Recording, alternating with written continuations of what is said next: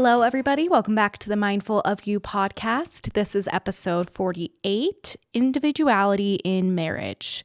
So I'm super excited to be chatting with you guys today. This is the first time, I think, since I restarted the podcast that I'm actually just recording one episode today.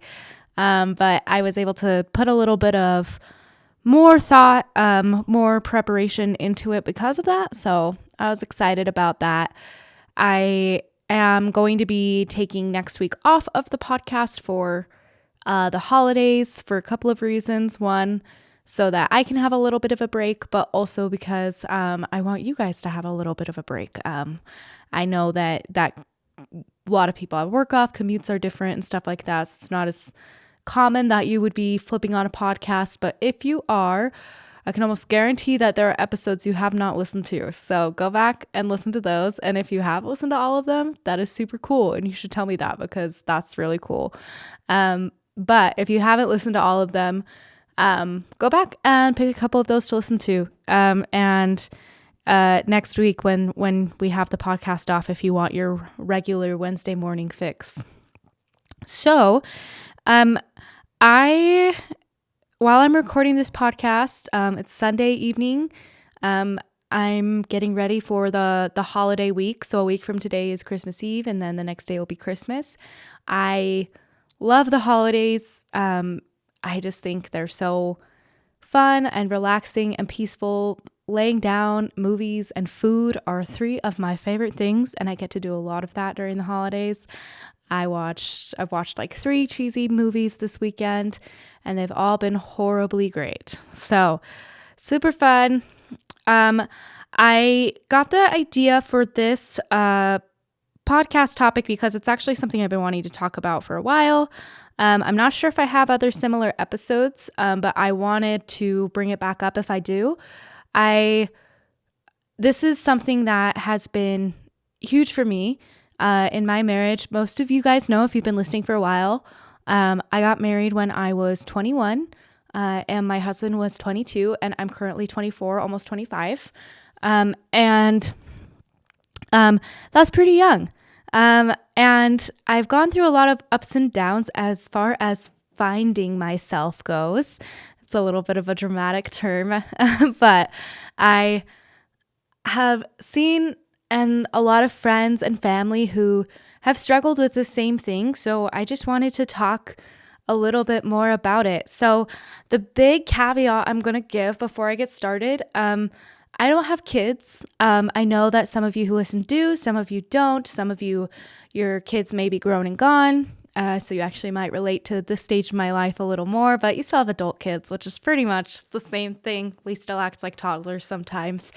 But if you feel like a lot of this advice doesn't apply when you throw kids into the mix, I would invite you to just, take it and twist it to how it would be if you did have kids.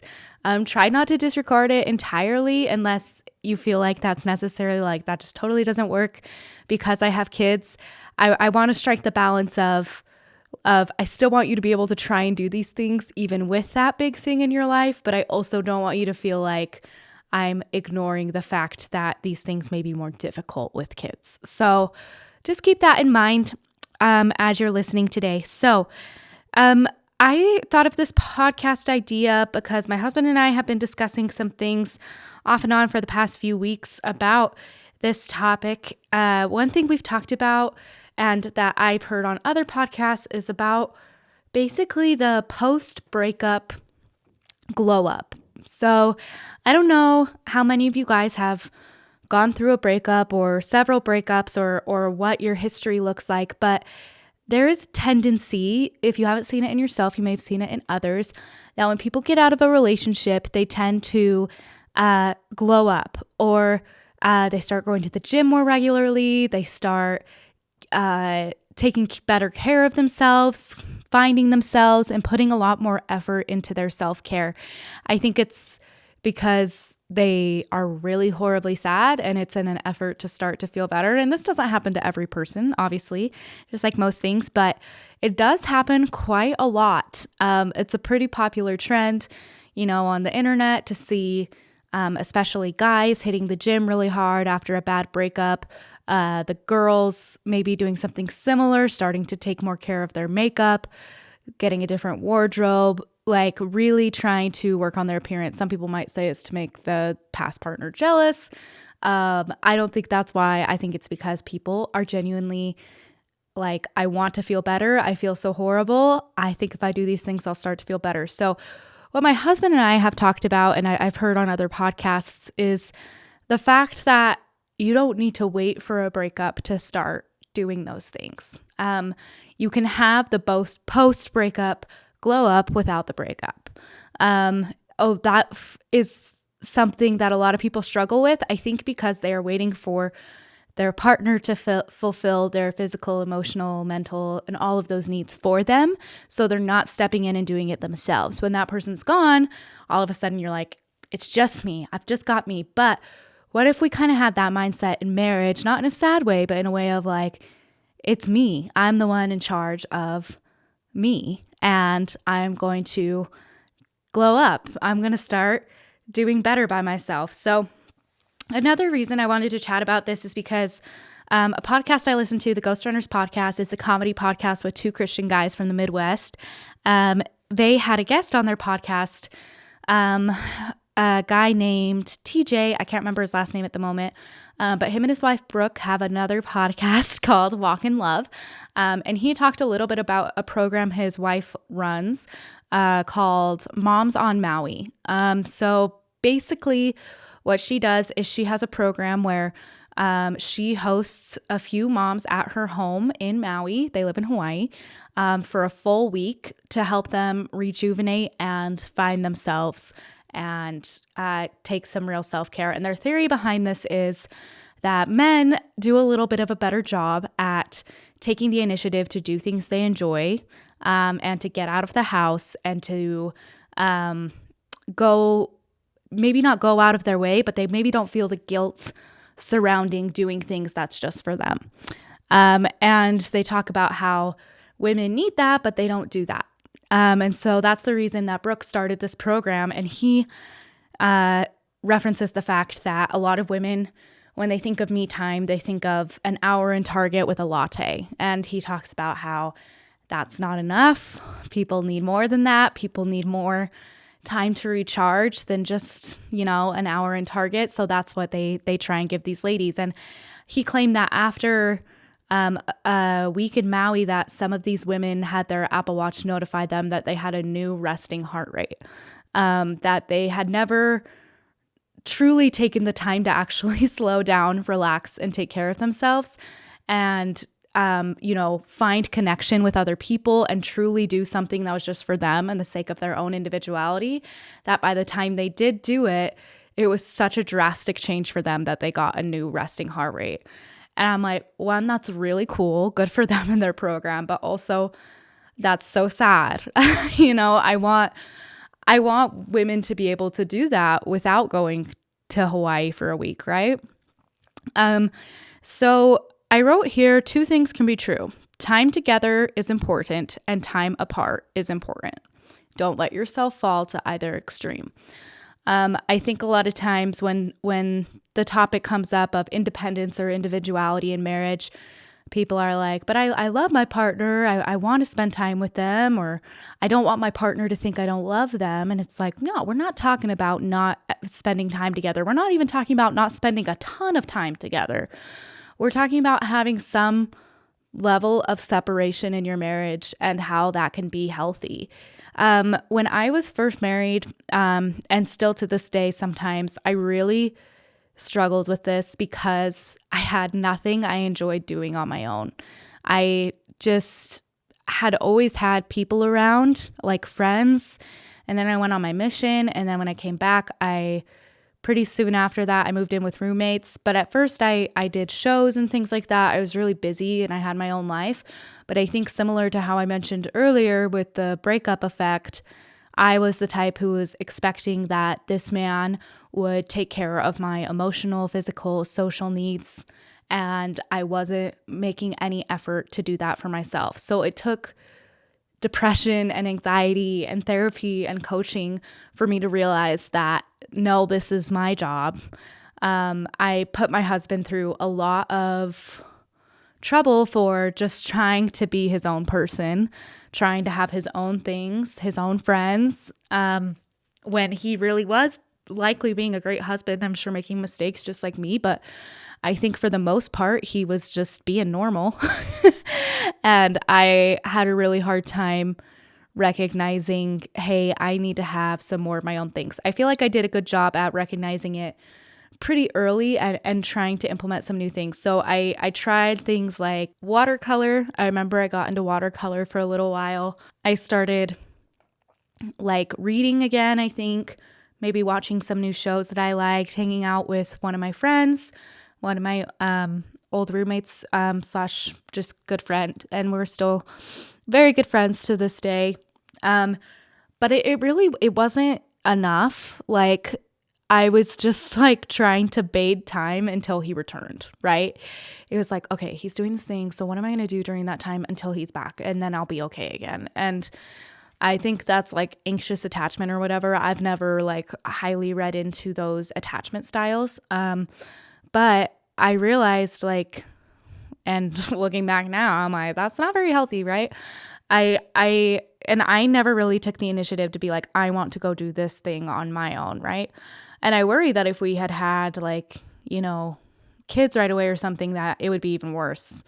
Because I would have been like throwing myself into that, and that would have taken up all my time. And I never would have learned to be my own person. So now what my life looks like now, is, I work, which is great. I also, do aerial silks, which I've talked about a bunch. I do that like 3 times a week. I enjoy doing like embroidery stuff. So I do that. I really like video games. So I play like Super Smash Brothers, Dreamlight Valley, Animal Crossing, like Nintendo Switch video games. And these are things that I don't just do now when my husband's gone. I do them because I like them. So I take the time to do it even if he's around. I do those things, which is a big change from when I was first married. So not all of you may fall into the same camp I do of being the anxiously attached one. That might be your partner, right? And that can be really difficult because I know like for my husband, it was probably really hard for him to feel like he could do his own things and have his own things when I was saying that was wrong, when I was saying he should be spending his time with me, or when I was hurt, even if I was okay with it, quote unquote, if my feelings were hurt, I think he would probably have a tendency to just be like, all right, well, I guess we'll just hang out together, and so that's really hard. And I'm going to go over 5 tips with you, and I'm hoping that those can apply, to either partner in this situation, right? Some partners may spend most of their time together or all of their time together and really enjoy it, and there doesn't seem to be a problem. I personally think you should still try to do some things outside of each other, just for the sake of, absence makes the heart grow fonder, right? And so if you can do even just small things, I think that might be a good idea. But this is mostly if there's a problem, right? Like if you're feeling like suffocated because your partner wants to be with you all the time, or if you're feeling disregarded because your partner isn't spending quote unquote enough time with you. I'm hoping this can help either of you. So I've got 5 tips for you. Oh my goodness, just getting started on the tips and we're almost 15 minutes in. But my first tip is to find things you enjoy. And then a little bonus tip with that tip is to think big. So I think I just started out too small when I was first married, and I was like, oh, like maybe I would like to do like watercolor, right? But like that wasn't enough like stimulation for me. It wasn't providing any community for me. It was just something to do like solitary, which having some of those things is great. But the bigger things that have actually helped me is I've done some choirs recently and then aerial silks. So because aerial silks is not just not just something I do on my own, it's also exercise, and then it's also a community. I have friends there. I go there. People say hi to me. I say hi to them. We catch up. It's something that is completely separate from my spouse, which is really cool, right?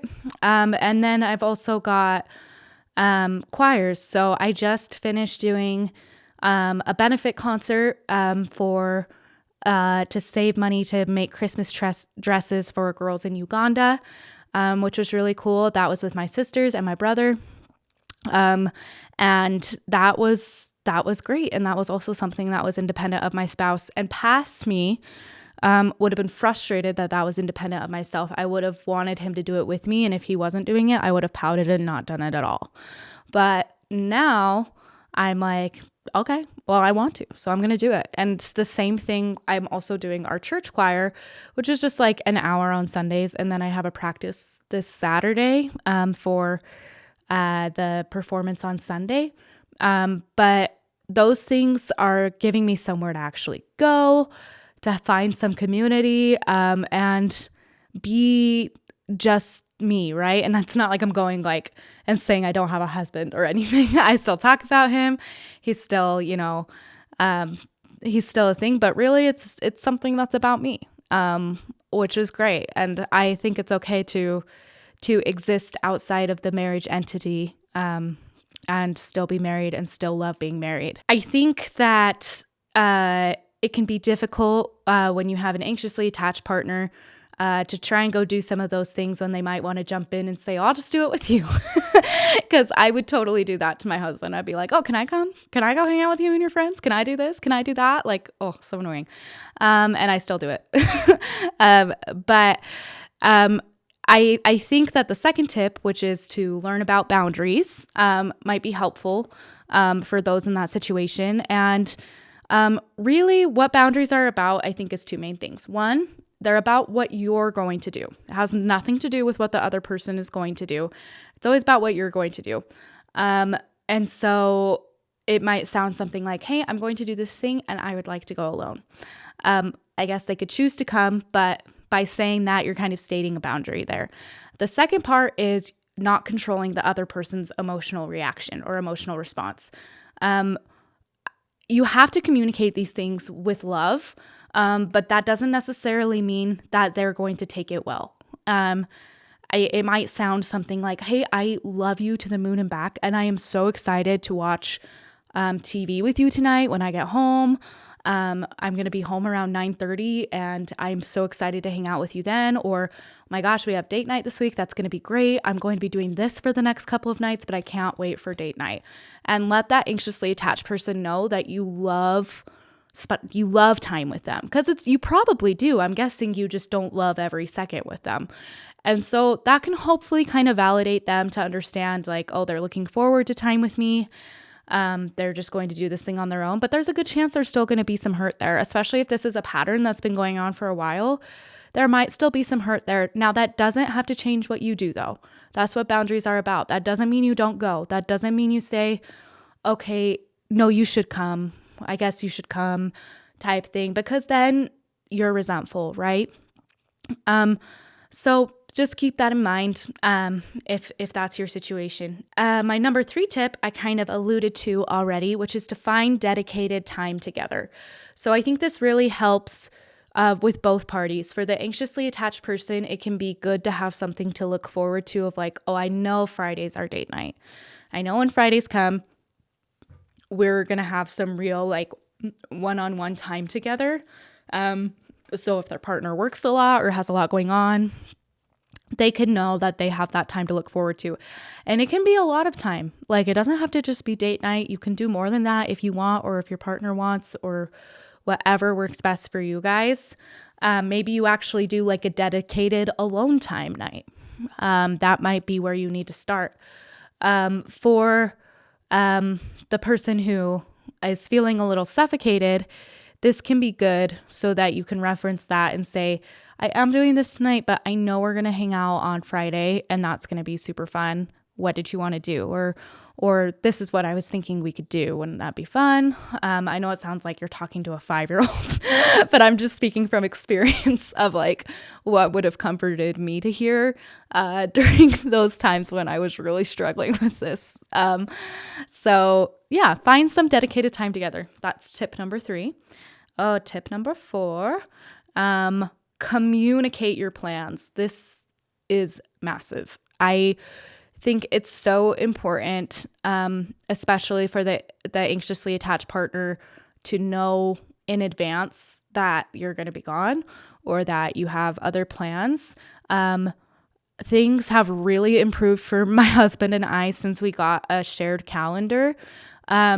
We tried shared calendar stuff in the past, and the only thing that's worked is I got a separate app. It's called Time Tree, and it's just for our social stuff. Like it's not like going to include like birthdays and stuff like that. Like it doesn't have too much going on the calendar, if that makes sense. So it's just about events we have together and events that we have separately. So like I'll put on there like Ashley's coming over, or Ben will put on there like it's Ryan's birthday, and like so we're gonna be hanging out, and that has been super helpful.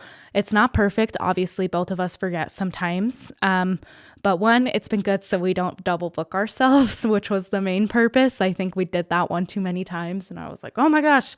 But it's also been really good to know like, oh, okay, he's gonna be gone, maybe I could go do something, or oh, he's aware I'm going to be gone, and we do communicate verbally too, but having that reference point is really nice. But yeah, like nobody feels good if like somebody's just constantly disappearing, or like if it's like, okay, well, I'm going out or I'm going to meet some friends and it's like super last minute, that's going to feel really sucky. So